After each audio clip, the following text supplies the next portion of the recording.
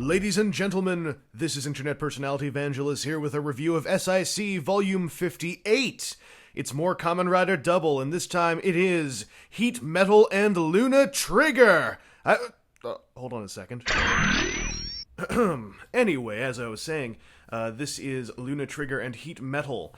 These guys both come in the same package. They are very similar to SIC Cyclone Joker, but they also have a slightly different intent in what they deliver. So we'll be exploring that more so than things we've already seen on Cyclone Joker. Although I'll show you that those things are the same, because that seems to be the kind of reassurance that toy collectors love to see. Anyway, let's get on with the review and have a look at these guys' sculpt-ins and paint-ins. Entirely ditching the flatter black of the previous volume's Joker half, all of the forms represented in this set have a shiny and somewhat metallic finish. New to this aesthetic are the colored clear plastic overlays on the sculpted detailing strips for each of the Phillip halves, which I like quite a bit. These pieces also made me realize that SIC's double shoulder pads have a more swirly trim on the Phillip sides, and a more angular trim on the Shotaro sides. The unfortunate head sculpt seams are still there, but this time there is a solution to that, and we'll get to it later. Placing these guys alongside Cyclone Joker, I do have to say I am sold on this take on the double aesthetic. It certainly is not for everyone, but I love these panel-liney, flexing exoskeletal mystic cyborg 2-in-1 detectives. Say that a few times really fast. Give it a shot. People will say to you, "Why are you talking to my child?" Well, it happened to me. Anyway, the only other thing that really stands out to me is that HeatMetal and LunaTrigger have slightly more symmetrical W's on their chests. Anyway, articulation. I'll not belabor this point too much, so I'll just show you that the articulation on these guys is pretty much identical to Cyclone Joker. There are no missing points and there are no additional points.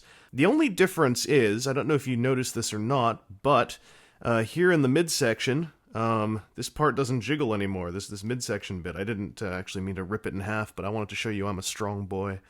It doesn't jiggle at all. That's because these midsection pieces are actually clipped in place. They're not just kind of shoved in between these plastic bits. They're held in firmly, so that is actually a bit of an improvement over the Cyclone Joker release.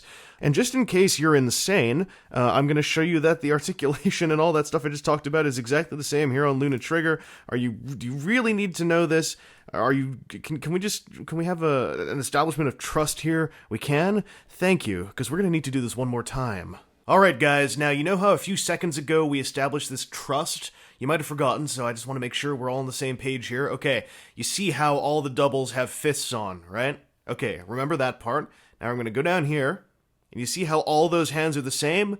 That's because HeatMetal and LunaTrigger come with the identical hands as Cyclone Joker. Everything is identical. All of the Phillip side hands are the same, all of the Shotaro side hands are the same.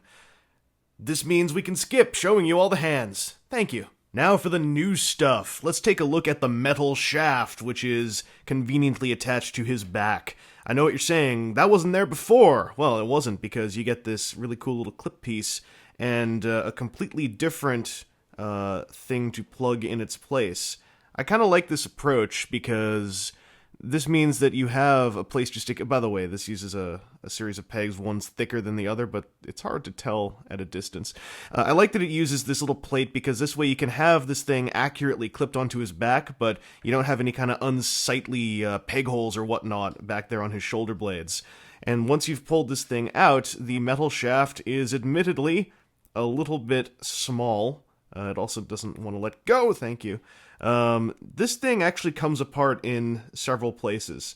It's designed to be a very modular bit of display, and I'll demonstrate this a little bit more clearly now. Here are all your bits and pieces. As you saw before, the smaller version of the metal shaft is assembled from these 5 bits. Then, if you want, you can replace those 2 grips with these 2 grips to show the metal shaft as though the first stage of extension has been initiated. However, if you want to go full-on big ol' metal shaft, you can then remove these 2 small bits and replace them with the 2 longer bits and get your full-sized metal shaft.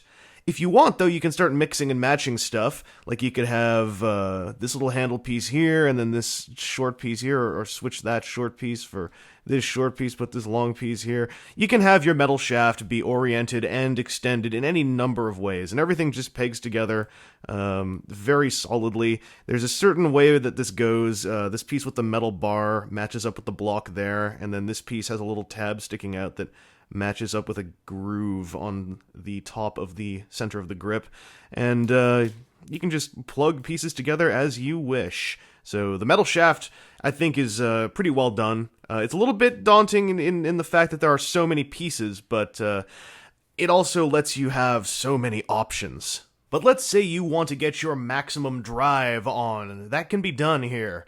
First off, let me grab the metal memory from the belt. I should mention that these memories are of the same decent quality as the Cyclone Joker ones, and they seem to fit into the belts a little bit tighter. Anyway, there's a slot on the metal shaft to stick the memory in, and it fits in really snugly in there. I'm actually quite impressed, and there's a little bit of a raised tab on here so you can just pull it out afterwards. So now you've gone metal maximum drive, but these things aren't on fire yet. Don't worry about it. We can do something about that. We'll just pop these things in and out, and do the same over here. And now you've got yourself a somewhat translucent red flaming metal shaft. The effect is okay. It's not actually as impressive as you might hope, especially if you're used to the SH Figuarts heat set explosion-y parts, but it gets the job done. It makes it look like the shaft is inflamed and throbbing red with a little bit of pulsing on the tip, and I'm okay with that. I am. But if you do need this to be bigger, you'll want to look into the SIC W effects parts set, where you get a big-ass, throbbingly wide and huge flaming red end for both ends of your metal shaft. In the meantime, though, this is still a pretty cool effect, and it's a nice bonus to throw in. Let's take a break from shafts for now and move on to a man's other favorite plaything, firearms. Guys, can you tell where the trigger magnum is? It's kind of hidden on his body. Yeah, the thing can plug into his chest like in the show, but unlike the show, it doesn't shrink. So he just has a large gun stuck to one of his pecs. I've never really enjoyed the way this looked, and I kind of just want to pull it off of there. Unfortunately, since it just pegs in, this hole is always there. And unlike the metal shaft's storage, there's no option to cover it up, which I think is kind of a bummer. The other bummer is getting anyone to hold the trigger magnum, because the holding thing's hand is sculpted so the trigger finger can actually go on the trigger of the trigger magnum, trigger, and the trigger.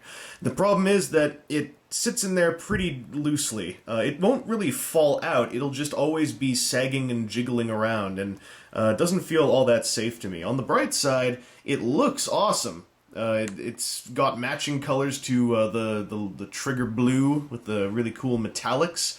I really dig it. And, like the metal shaft, you can take the trigger memory and stick it inside. And here's where I think the engineering got really cool. Also, it goes in there very snugly, as with the metal shaft. When you close this up, you can see the little T in there. I think that's awesome that actually all synchronizes up. That kind of thing gets me really giddy for reasons I can't quite explain. But once you do that, you can totally unleash some trigger maximum drive and get all Dirty Harry style hard-boiled. So I kind of dig that, and I really like that the thing is fully functional and has that almost roleplay toy-esque interactability with the trigger memory. You can stick any memory in there, really, but I just want to show you with the trigger one because it's on topic and it's easier to throw in there. The trick, though, is trying to get them out afterwards. You've got to, for one, kind of take it away from him and put him over here for a sec, because I haven't had trouble getting these out in the sense of I can never get them out. It's just it takes a bit of a fingernail pull to get it free before you can pull it out and stick it back into the double driver. All this stuff is tiny. I don't know if you noticed this. Speaking of tiny, do you remember memory gadgets? And do you remember how I just said this thing kind of had a miniaturized roleplay toy? Let me show you some miniaturized roleplay toys. These are the memory gadgets that you get with the set. Well, there's those two and then this one, but Spider Shock doesn't really fit anywhere on their bodies. The phone actually can fold up, and it has all this little phone-centric-ish detail all over it, and is made of a whole bunch of very tiny, fragile, rickety parts. I really like that they pulled off such a tiny thing, but it also can come apart in the package. It's so tiny and held together with little friction pegs. That's my thumb. And the camera, I think, is actually the most solid of the three, because it's just got this nice umphy brick of an alt mode, and you'll see how nice it is in bat mode later on. So what you get with these things is, aside from the memories, aside from the gadgets, you also get the memories. I'm getting ahead of myself because my memory is pretty gadgeted. The memories don't have the symbols painted on them, but they do have a decent amount of detail to show where those symbols might have potentially been. And sticking them into the gadgets is pretty easy. There's a slot on each one. It's a show-accurate slot as far as I can tell. Just stuff it in there, and then it's supposed to say Bato. And these things literally transform. Like, these are teeny tiny roleplay toys. And they are so tiny that they are just as finicky and fragile in feel and in look as they may seem in the footage here. The Spider Shock, of course, is the simplest one to work with, as all you have to do to transform it is that. And now you have a little spider. And the phone is the most intricate one, because it has just all these moving parts, which almost are maybe a little bit too intricate. Because you've got, aside from folding this part open, there's these tiny little legs. These legs can come off really easily. And then down here are some more tiny little legs. I appreciate the amount of effort that clearly went into doing this, but man, like, even the little stag beetle things here can open up. So it looks great. It's just it's dangerous, man. It's dangerous. These things can also attach themselves to the weapons. They have enough tabbing and slotting to allow for all manner of assisted maximum drives, whatever it is you may want to do. So I love the fact that these were included, because these make this package feel really worthwhile. Like, you're getting so much oomph in here. You're getting 2 full figures who are fully featured, and 3 small transforming gadget thingies. And there's still one more thing they threw in. Let's start this off by just pointing out that thing on Cyclone Joker that I didn't really like, which was this kind of ugly seam line that goes around the head, as though the front of the mask were the part that comes off. And being a split half-and-half design, Double doesn't really look good with a seam mark on the side of his head. There is a fix for that in this set. Basically, you take one of these pieces, of which you receive 2, and then you line up all of these funny-looking bits and pieces around it. There's some bits that go around the bottom, and then there are some bits that clip into the side. As you can see, you are basically creating, through a sort of half-and-half combination, the same head, only without any kind of major seam lines. There's like a teeny tiny one, but it's nowhere near as noticeable as the one on there. This does look a bit bald, so let's just pull his, sensory antennae off of his head and stick them in here to kind of seal the deal. Now, I'm sure you're saying, like, oh, well, that's got to be tricky to install, right? No, you just pull the head off and stick this on. Now you've got a much better looking head. And this is kind of the prelude to the big reason why you want to pick up this set, because these guys can form swap. So let's do that now. Let's begin with some destruction, because that's really what I'm best at. First you gotta embolden your Kamen Rider, and then start pulling pieces apart. The head, you've already seen how this comes apart. You just pull off half of his face and half of his throat, and we'll deal with that later on. The torso is where most of the new stuff is. Much like Cyclone Joker's form change, you peel off the arms and the jacket part up there, and then here's the new bit. You know how these didn't jiggle? That's because they actually peg in now as halves.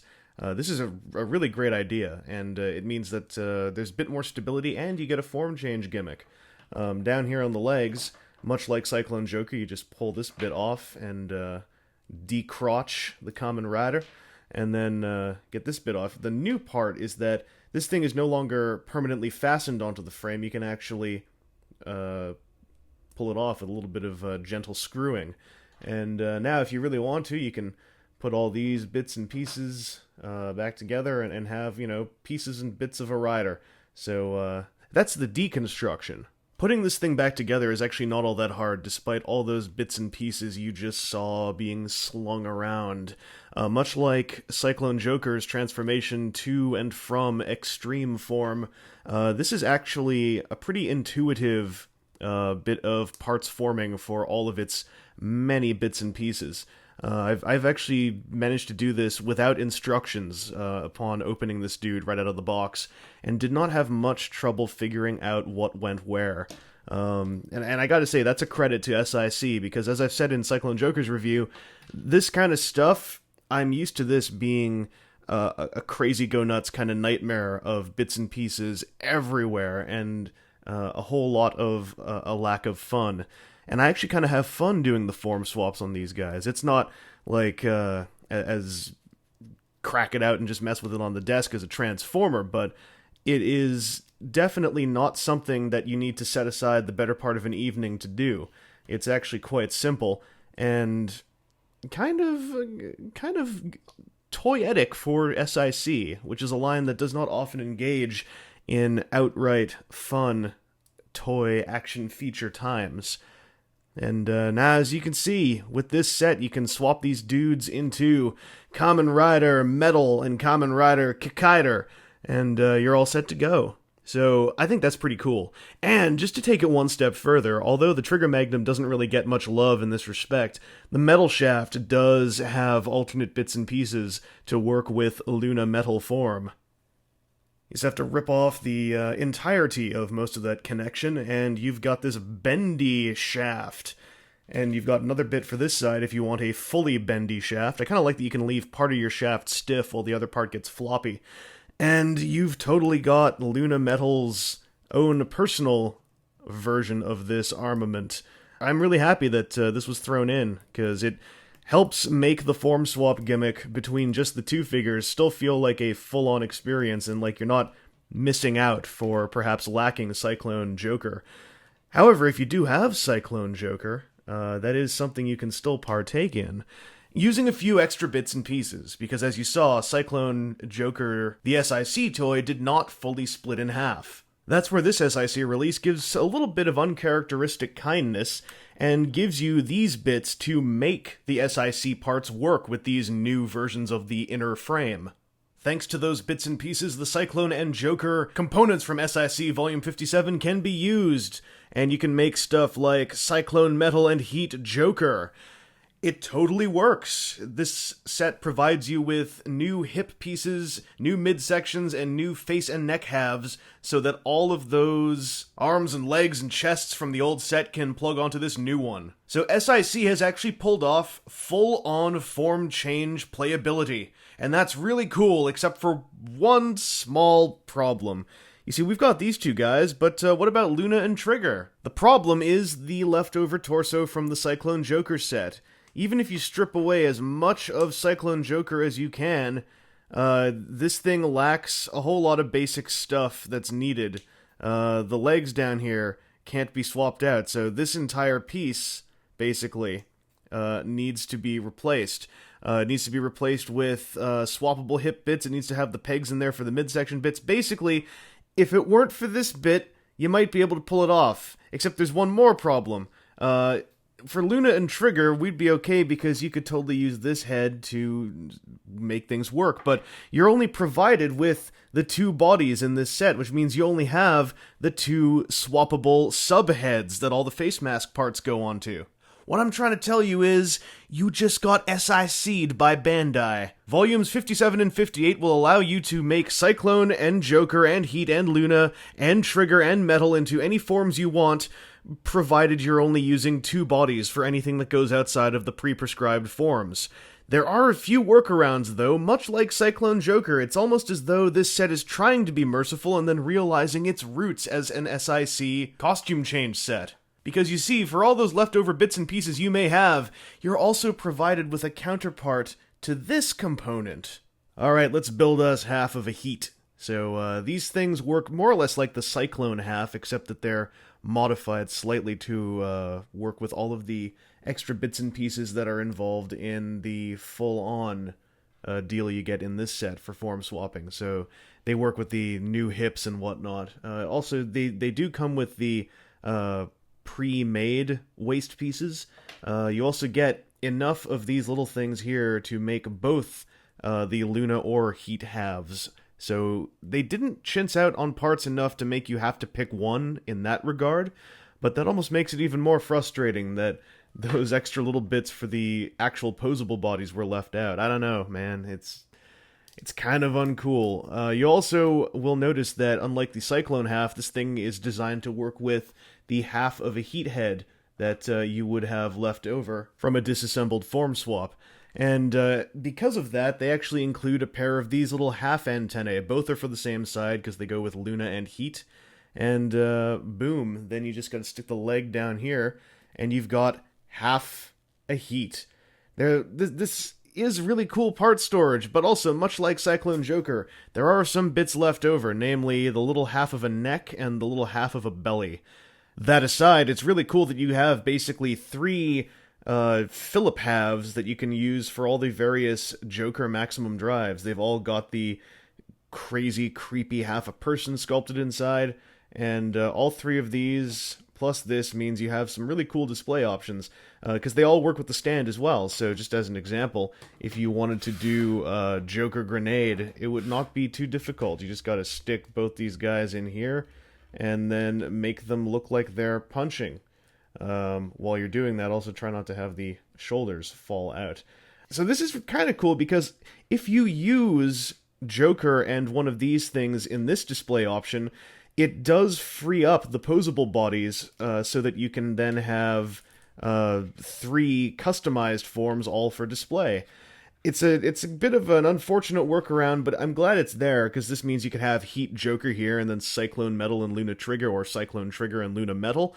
The bummer is that for all this effort, I wish there had just been those extra bits so you could have 3 form-swappable bodies between these 2 sets. Volume 58 is a dense, packed box of shiny plastic heroism. From the 2 full figures that bear a form swap gimmick that they themselves can make decent use of without their predecessor set, to the trio of fully transforming memory gadgets, and capped with the bevy of extra pieces specifically aimed at owners of SIC Volume 57, the HeatMetal LunaTrigger set utterly proves its monetary worth several times over. However, in providing so much to its buyer, it in turn makes its biggest flaw completely inexcusable. To do so much and offer so many options and components to owners of SIC Cyclone Joker, yet leave out the minimal number of components that would be needed to outfit that set with form swap compatibility, puts a heavy ceiling on what could have been a perfect companion package. Don't get me wrong though, SIC HeatMetal and LunaTrigger are a great set of figures, loaded with a lot of love for collectors of the SIC Double series, despite falling short at the very last moment. And hugely to its credit, this set is an entirely fun and playable experience for folks who do not own the Cyclone Joker figure that came before. Owners of SIC Cyclone Joker absolutely should purchase these guys, and fans of Double will likely get a kick out of them even if they don't own Philip and Shotaro's most iconic iteration. Just be aware of the specifics of the form swap gimmick before you end up disappointing yourself with a totally reasonable expectation. Anyway, this has been Internet Personality Vangelus. I hope you enjoyed that look at a monolithic box of teeny tiny parts. That's a whole bunch of fun, but still kind of feels like it betrayed you at the last moment. Many thanks to the heated, lunatic jokers, and the guy I ripped that acronym off from in the last comments section. There is one more SIC Kamen Rider double set to go through in this brief little series, ladies and gentlemen. It's a set about fury, and a set about being a man. It also comes with the Den sensor, and I know we all loved that. So stay tuned, ladies and gentlemen, and put on your hats. This set also comes with 3 memory gadgets. You can see the Bat camera and the Beetle phone, or Stag phone, I forgot which is which. You